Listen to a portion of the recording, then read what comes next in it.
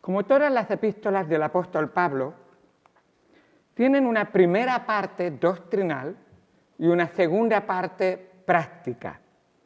Él siempre sigue esa pauta en todas sus epístolas y enseña una parte de doctrina, de teología, de carne profunda de la palabra de Dios, y luego lo aplica y dice: ya que sabéis lo que Dios quiere, ahora os voy a decir cómo tenéis que ponerlo en práctica.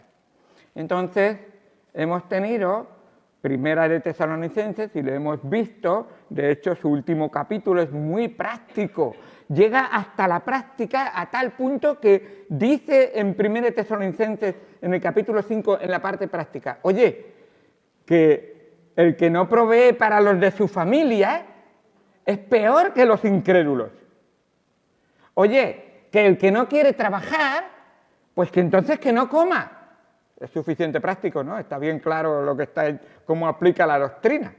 Porque la doctrina que te enseña que amarás a Dios sobre todas las cosas, la doctrina que te enseña que amarás a tu prójimo como a ti mismo, la doctrina que te enseña que has sido justificado y que se te ha regalado una bendición tan grande, debe de tener obras. Si se te enseña que hay un Dios todopoderoso, que Él lo puede hacer todo, se te enseñará a ponerlo en práctica orando y pidiendo, pero pidiendo conforme a su voluntad. Pues en esta segunda epístola ha enseñado realmente que los hermanos, y esta segunda epístola, para los que no estuvisteis anteriormente, pero simplemente introduciéndolo rápidamente, ha enseñado que los hermanos escatológicamente no entendían cómo iban a ocurrir las cosas. Escatología tiene que ver con las cosas futuras. ¿Qué va a pasar? ¿Cuándo viene el Señor? ¿Cómo va a venir el Señor? ¿Qué va a hacer el Señor con unos y con otros? Entonces les ha explicado ya esa parte. Si alguno de vosotros queréis saber algunas de esas cosas, entonces tendréis que escuchar los sermones que están en internet del capítulo 1 y del capítulo 2 de Segunda de Tesalonicenses, porque se habla de un inicuo, un hijo de perdición que va a actuar malévolamente en este mundo y va a engañar a muchos. Pero los hijos de Dios deben de estar confiados, porque el Señor no los va a abandonar, no los va a dejar. Ahora hace un cambio rápidamente y cambia de esa escatología de las cosas futuras, empieza a hablar ya de las cosas prácticas. Y dice en el capítulo número 3 de Segunda de Tesalonicenses, versículos 1 al 5, veremos en esta tarde. Segunda de Tesalonicenses, capítulo número 3, versículos 1 al 5. Por lo demás, hermanos, orad por nosotros para que la palabra del Señor corra y sea glorificada, así como lo fue entre vosotros, y para que seamos librados de hombres perversos y malos, porque no es de todos la fe. Pero fiel es el Señor que os afirmará y guardará del mal. Y tenemos confianza respecto a vosotros en el Señor, en que hacéis y haréis lo que os hemos mandado. Y el Señor encamine vuestros corazones al amor de Dios y a la paciencia en Cristo. Vamos al Señor en oración. Amado Padre, Dios Santo, gracias por tu palabra y por lo completa y perfecta que es, como tú eres. Así es el Logos, así es la palabra de Dios. Es perfecta, es completa, tanto es que es eterna. Cielo y tierra pasarán, pero tu palabra no pasará, Señor. Podemos confiar en ti, en tu palabra, igual que en ti. Y podemos estar tranquilos que tu palabra siempre se va a cumplir. Todo aquel que pone su fe y confianza en ti y en tu palabra no quedará defraudado. Y aunque pueda ser que pasemos por pruebas o por momentos en que no entendemos por qué o cómo son o cómo serán las cosas, podemos confiar en ti, que a tu lado nada tenemos que temer. El Señor es mi pastor, nada me faltará. Él me guiará, Él me alimentará, Él me protegerá, Él me dará un magnífico y gran y precioso fin en los días de esta tierra, Señor. Porque a tu presencia iremos y bienaventurado será estar en tu presencia eternamente, Señor. Gracias por lo que tú has hecho por nosotros. Ayúdanos para que en todo te honremos y te glorifiquemos. Amén. Amén.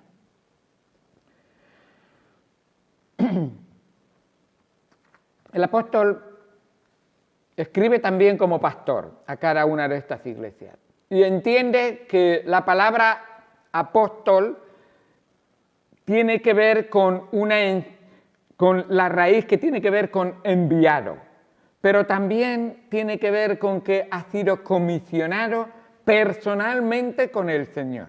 Hoy no hay apóstoles.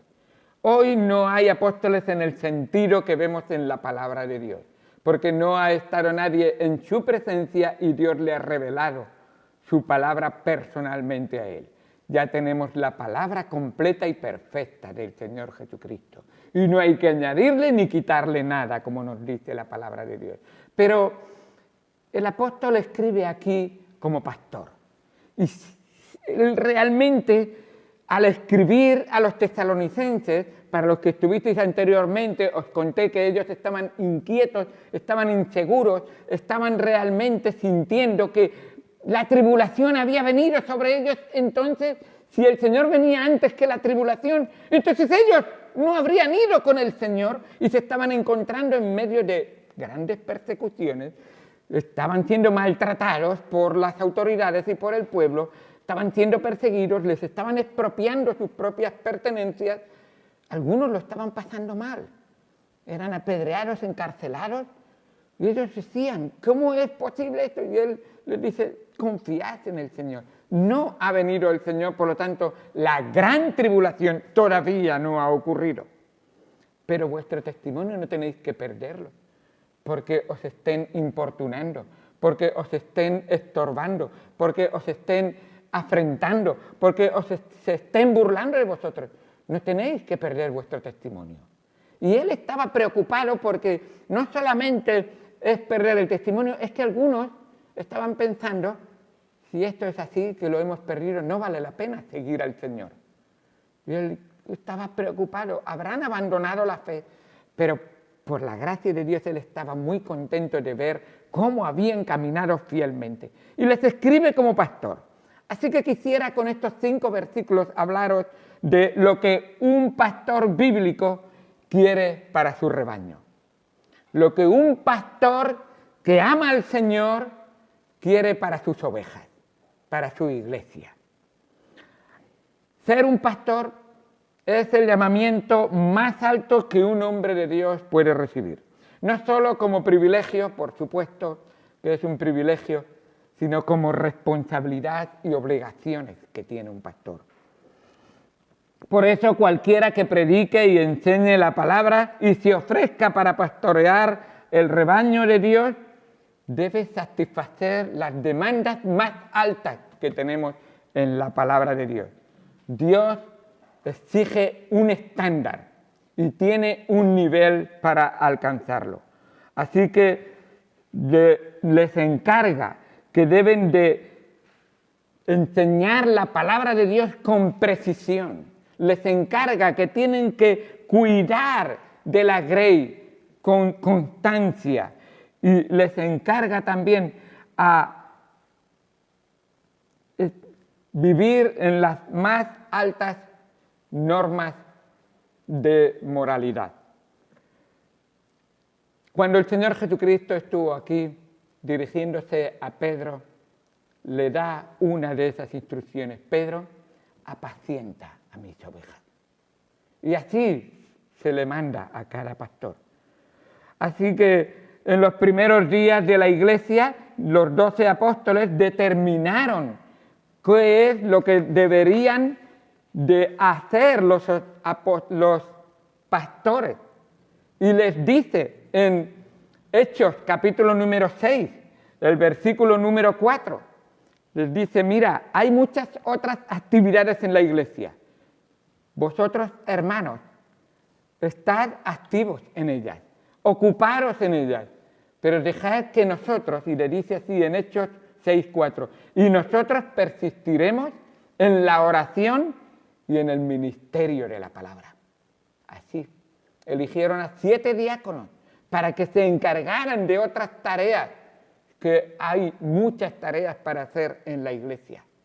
Pero en cuanto a la oración y la palabra de Dios, es ocupación de todos, pero si a uno se le tiene que exigir es al pastor.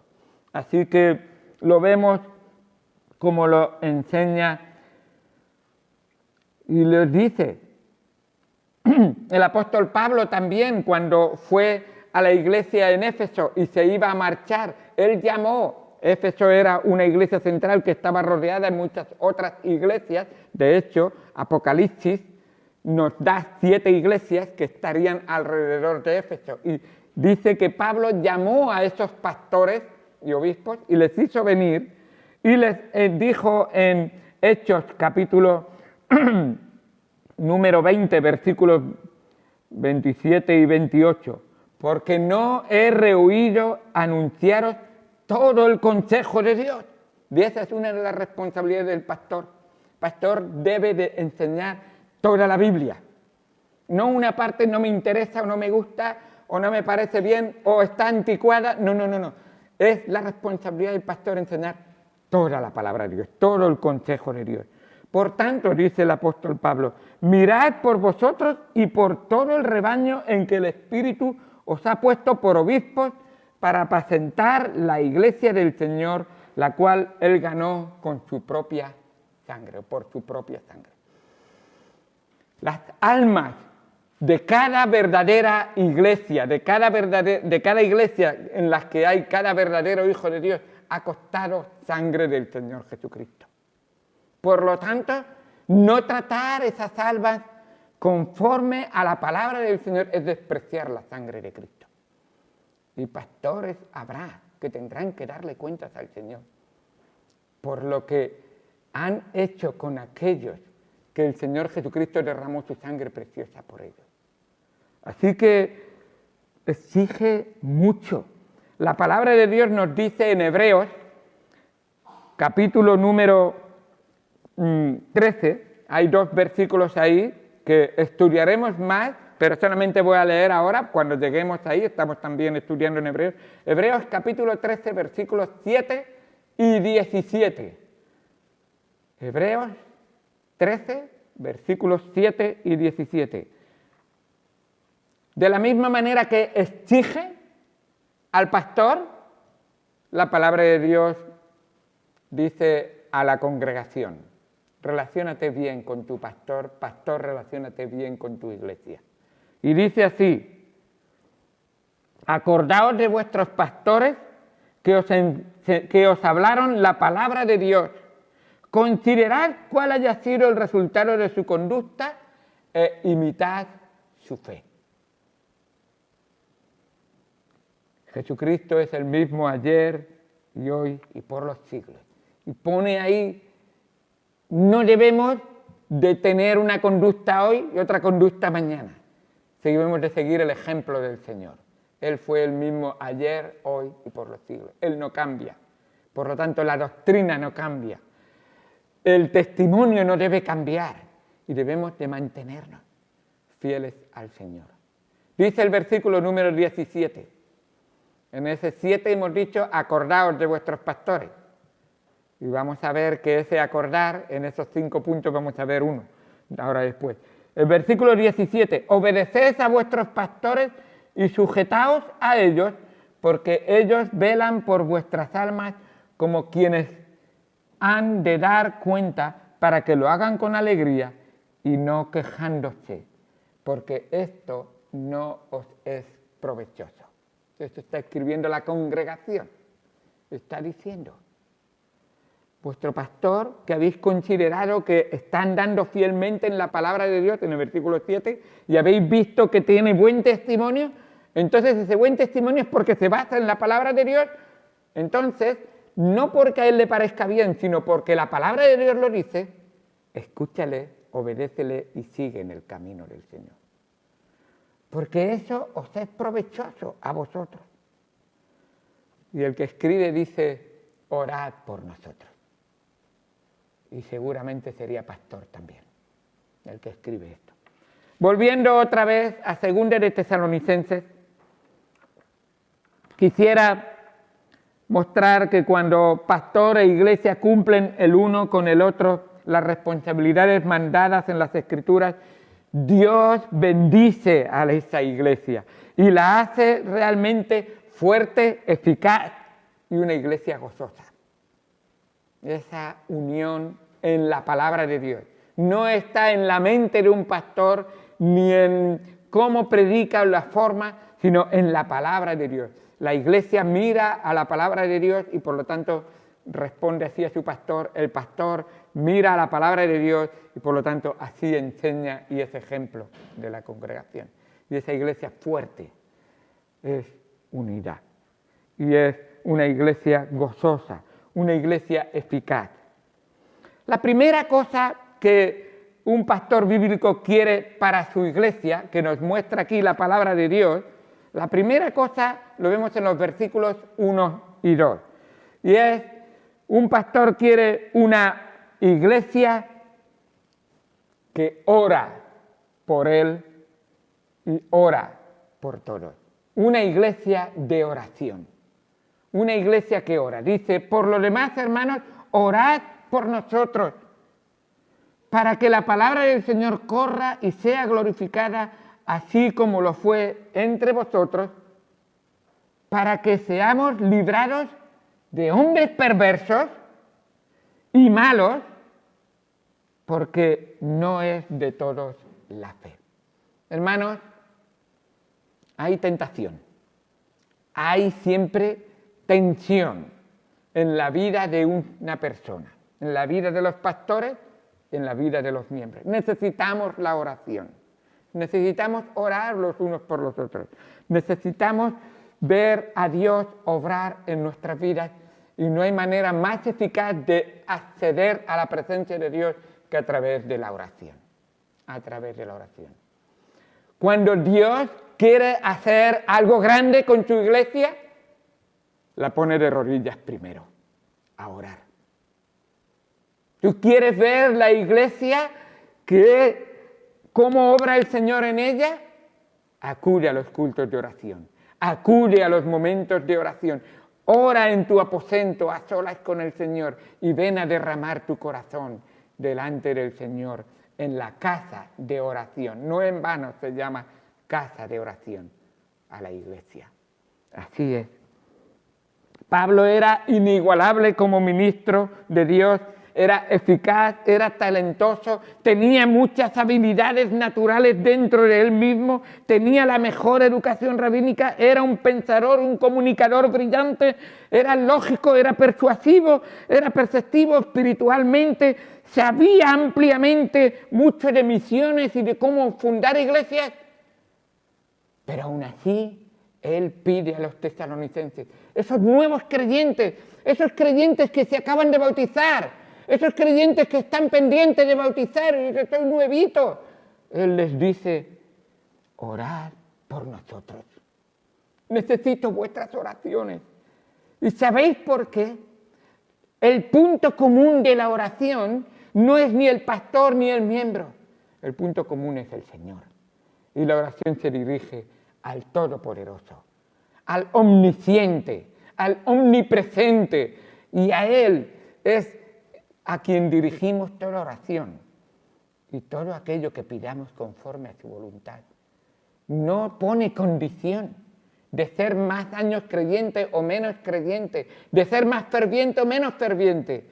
Lo que pone es oración, reconociendo la voluntad del Señor y pidiéndosela, orando en la voluntad del Señor. Así es como Dios lo muestra y vemos realmente cómo Dios obra poderosamente. Él constantemente a todas las iglesias que tenemos en la Biblia, que escribe cartas, les pide que oren por ellos. Dice en Romanos capítulo número 15, versículo número 30. Al final, hay uno más, un capítulo más, pero casi al final, Romanos 15, 30. Recordad que la primera parte es doctrinal, la segunda parte es práctica. La oración está en la parte práctica. ¿Entendéis? Si tú no oras, no estás poniendo en práctica lo que sabes del Señor. Si tu oración no es constante, no estás poniendo en práctica. Y dice en Romanos 15, 30, pero ruego, hermanos, por nuestro Señor Jesucristo y por el amor del Espíritu, que me ayudéis. ¿Cómo me vais a ayudar? Orando por mí a Dios.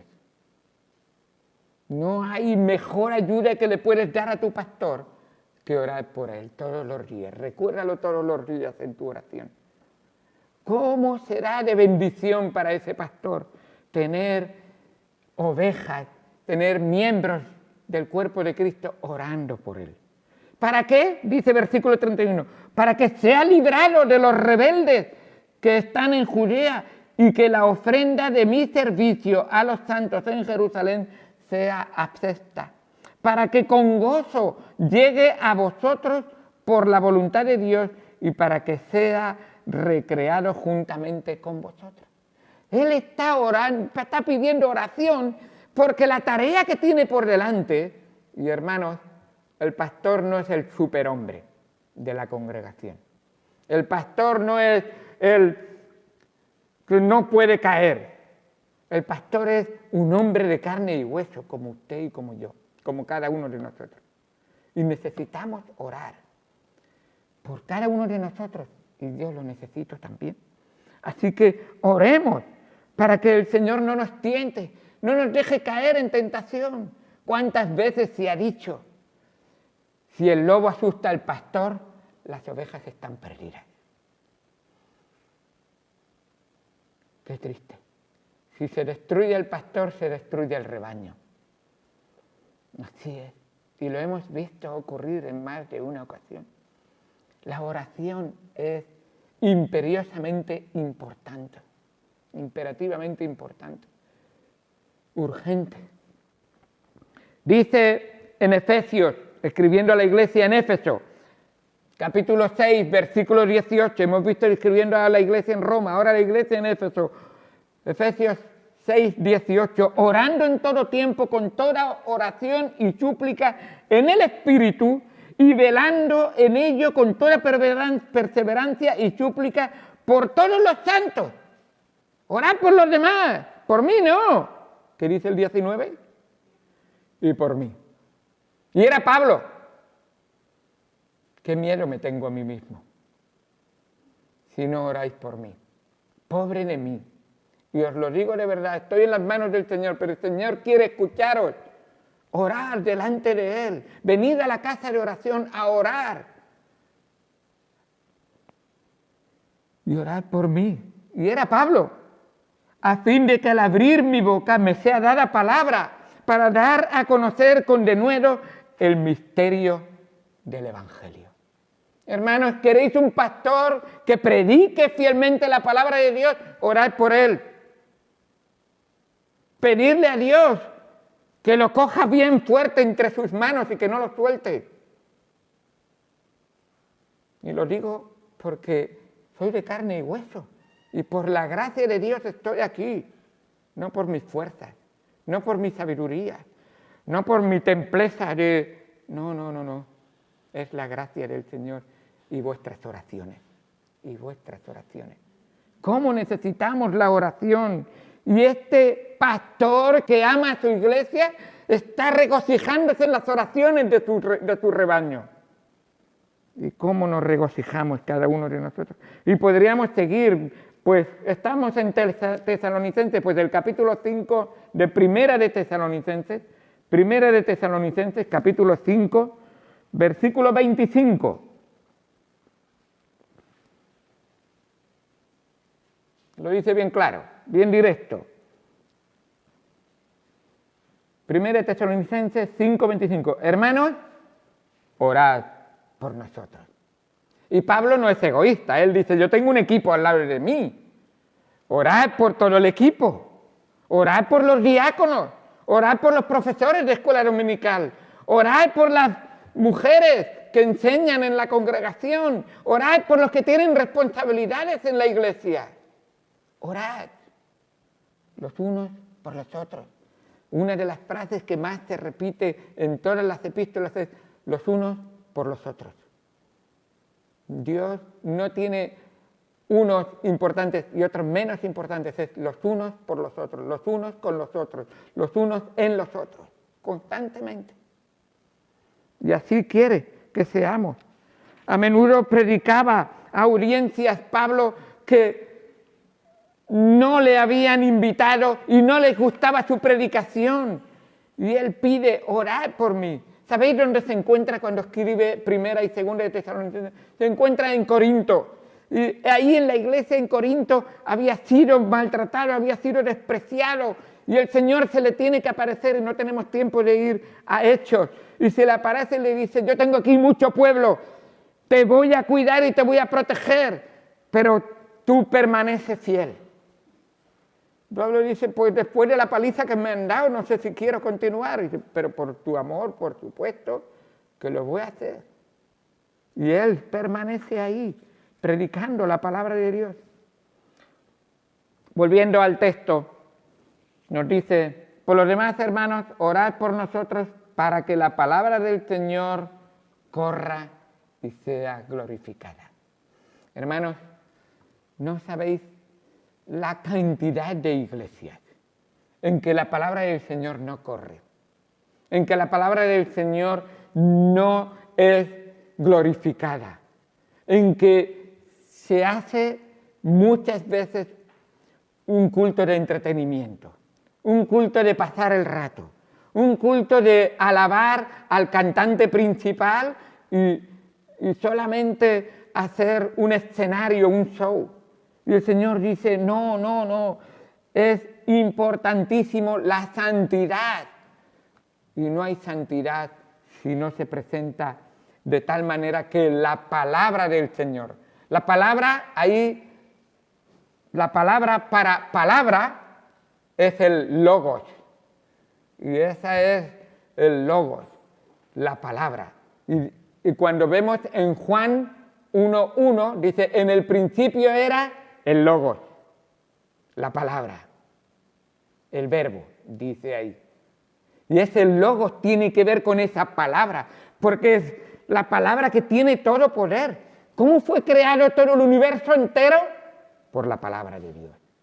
¿Cómo es que tú y yo vivimos y nuestro corazón sigue latiendo?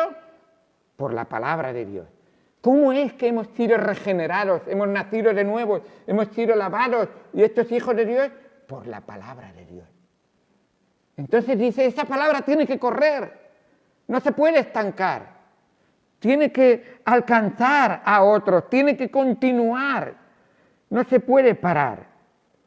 Así que, qué bueno es, pero es la palabra del Kurios, Señor. La palabra Kurios significa literalmente soberano absoluto. Soberano total, el que gobierna y controla todo el mundo, todo el universo, todos los microbios, todas las planetas más grandes y las estrellas más grandes que hay en el universo. Todo lo controla. Ese es el Kurios. Dios de todo, Señor de todo. Y tú y yo, en Él tenemos que movernos. En Él somos lo que somos. Y por Él somos lo que somos. La palabra del Señor es lo que trae las buenas noticias, el mensaje de salvación.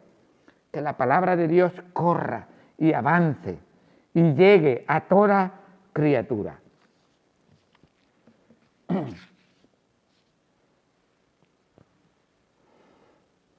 Dice el Salmo 147, versículo 15, envía, dice Salmo 147, 15, Él envía su palabra a la tierra, velozmente corre su palabra. Y así es de poderosa la palabra de Dios. Nos dice en Hechos, en ese capítulo 6 que hemos visto antes, el versículo 4, en el 7, y crecía la palabra del Señor y el número de los discípulos se multiplicaba grandemente en Jerusalén, también muchos de los sacerdotes obedecían a la fe. Qué bueno cómo la palabra de Dios corría y llegaba a los corazones y transformaba la vida de cada uno. Y luego dice, y que sea glorificada. Esa palabra de Dios tiene que ser glorificada, exaltada. No en vano decimos que es una de las 5 solas. Sola Escritura.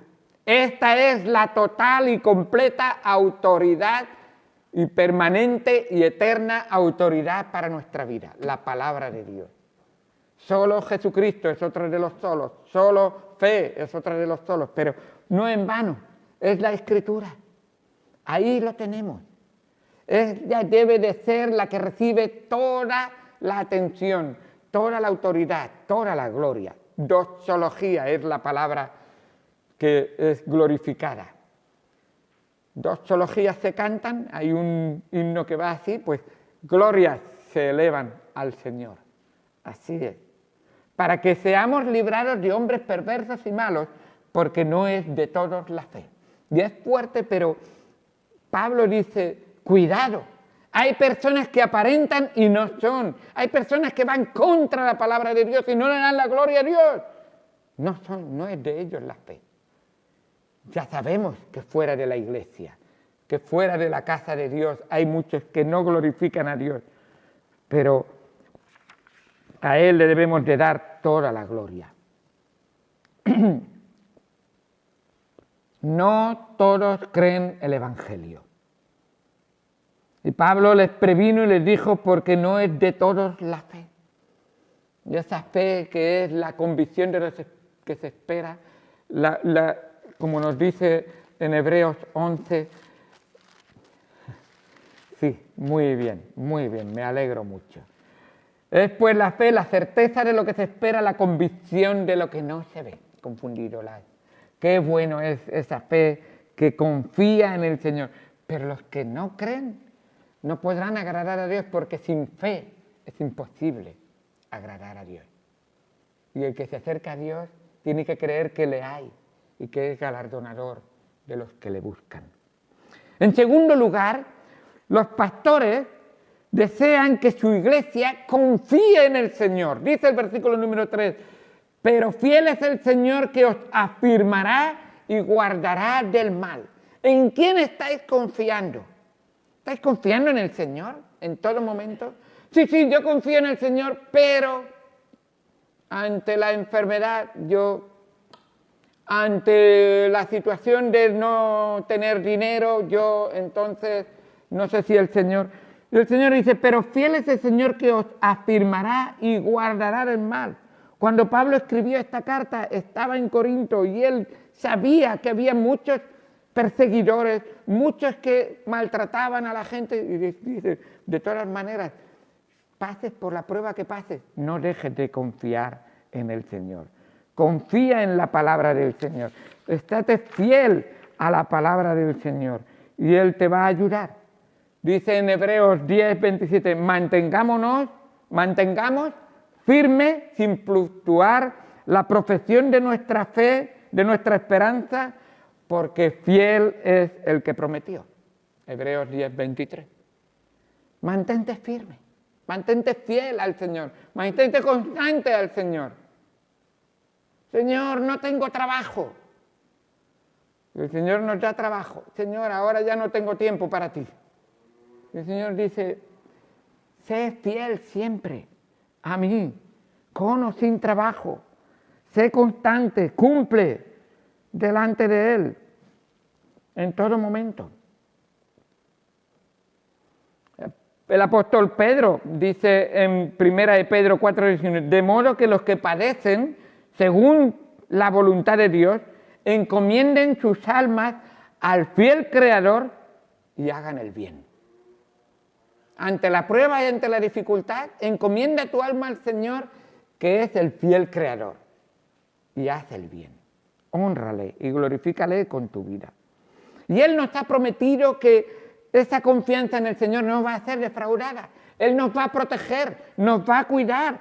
y va a estar siempre a nuestro lado, aun cuando somos tentados. Dice, fiel es Dios que no os dejará ser tentados más de lo que podáis resistir, sino que dará también juntamente con la tentación la salida para que podáis soportar. Primera de Corintios 10, 13. Qué bueno es saber que podemos confiar que Él es fiel y en medio de la prueba Él no me va a abandonar. Ha prometido estar conmigo. Claro que es una promesa tan completa como este libro. Cada vez que tú lees la Biblia tienes a tu autor contigo, a tu lado, acompañándote, guiándote, enseñándote, hablándote. Por lo tanto, conversa con Él, acércate a Él, conócele y muéstrale libremente cómo es tu corazón, para que Él lo cuide. Grande es tu fidelidad, nos dice en Lamentaciones. Él es fiel. Sus misericordias no han decaído una y otra vez. Qué bueno es el Señor que nos cuida en todo momento. Y Él que es fiel incluso cuando pecamos. Así nos dice Primera de Juan 1:9. Si confesamos nuestros pecados, Él es fiel y justo para perdonar nuestros pecados y limpiarnos de toda maldad. Así que, ¿cómo te encuentras hoy? ¿Estás luchando? ¿Has caído en alguna tentación? Ven a Él que es fiel. Confiesa tu pecado, arrepiéntete y Él que es fiel te perdonará y te limpiará y restaurará su comunión con Él. Qué bueno, podemos confiar en Él siempre. Él va a afirmar y a guardar, a establecer y a proteger nuestras vidas. Como dice el escritor del libro de Judas en el versículo 24, Dios es poderoso para guardaros sin caída y presentaros sin mancha delante de su gloria con gran alegría. Qué bueno, Él es fiel y nos va a cuidar. También el pastor que ama a su iglesia quiere que su iglesia obedezca lo que se le enseña, que entienda, aplique a su corazón y ponga en práctica lo que se le enseña. Dice el versículo número 4, y tenemos confianza respecto a vosotros en el Señor, que hacéis y haréis lo que os hemos mandado. ¿Puede decir eso de vosotros? ¿Puede decir eso de nosotros el Señor? ¿Que hacemos y obedecemos lo que nos ha mandado? ¿Qué son los mandatos del Señor? ¿Qué es lo que Él quiere para mi vida? La palabra del Señor.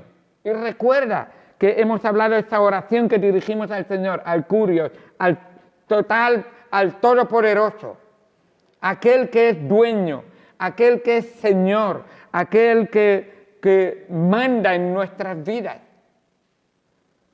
Entonces,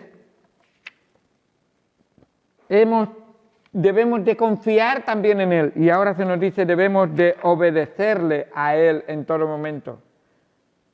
El Señor Jesús, hablando a sus discípulos, les enseñó, el que me ama, mi palabra guardará. Si me amáis, guardad mis mandamientos. ¿Es así como le aman? ¿Que su palabra es importante y por lo tanto es prioritaria en nuestra vida? Qué bueno es obedecer la palabra del Señor. El apóstol Pablo dijo a Timoteo, enseña a la congregación, ponle el ejemplo. Y ahora dice en 1 Timoteo 4:11, esto manda y enseña. El mandato no está en ser un totalitarista, un autoritarista o un dictador.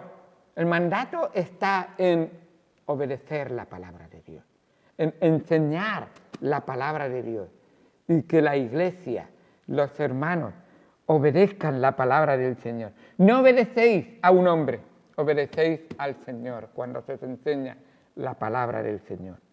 El mandamiento del Señor es claro, a la luz, a los ojos de cada uno que ha confiado y ha puesto su fe en el Señor, Dice el Salmo 19, versículo número 8, un texto precioso que habla de la ley del Señor.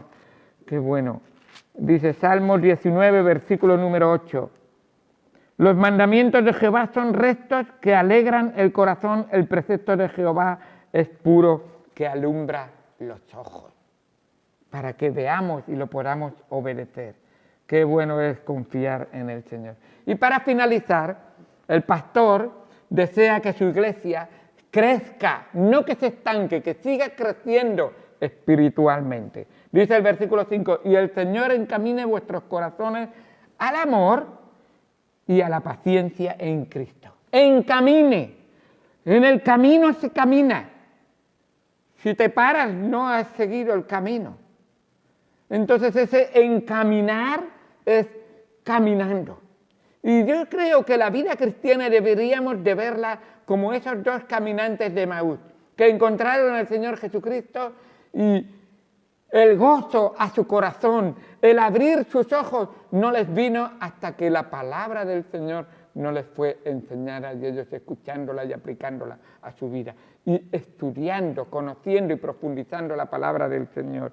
Qué bueno es al escuchar la palabra de Dios, que el apóstol Pablo se alegraba de cómo habían crecido, cómo se habían fortalecido, cómo habían seguido la palabra del Señor. Dice en el capítulo número 1 de 2 de Tesalonicenses, versículos 3 y 4.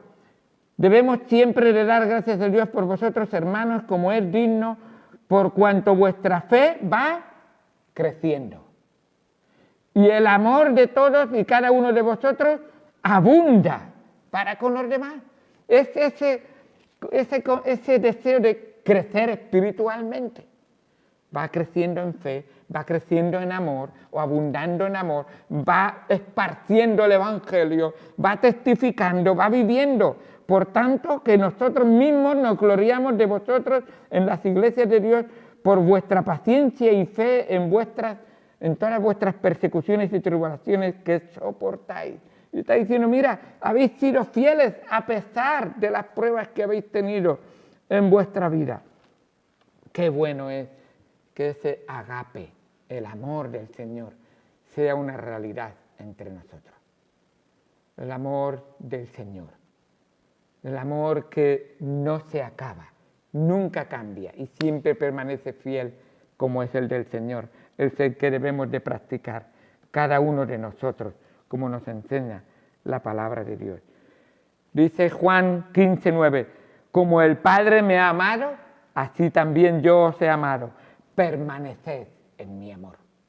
¿Cuál es el estándar para amar? Cristo. Si guardareis mis mandamientos, permaneceréis en mi amor, así como yo he guardado los mandamientos de mi Padre y permanezco en su amor. Eso es. Señor, yo te amo tu palabra y la hago una realidad en mi vida y crezco en tu palabra, en el conocimiento de tu palabra y en aplicar tu palabra en mi vida. Y el Señor ahí en Juan da un mandamiento que está en pie hoy para nosotros. Dice el versículo 17 de Juan 15. Juan 15, 17. Esto os mando, que os améis unos a otros. Un mandato. Que os améis unos a otros.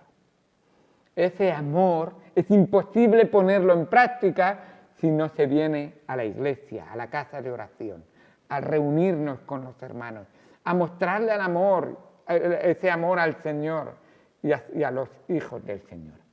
Qué bueno es que el apóstol Pablo aporta un ejemplo excelente de preocupación pastoral por su iglesia, por la iglesia, por el pueblo de Dios, que debe de vivir siendo edificado, fortalecido y glorificando al Señor Jesucristo.